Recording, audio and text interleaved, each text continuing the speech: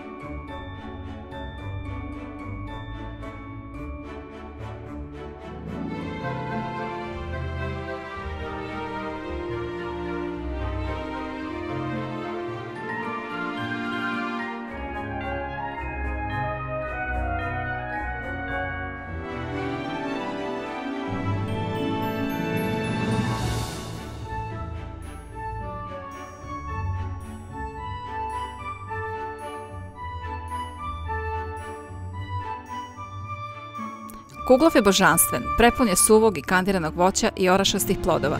Savršen je uz jutarnju kafu ili čaj, za dečicu uz šolju mleka ili kakaa, zaista je fantastičan. Isprobajte ovaj recept i napišite mi komentare i vaše utiske.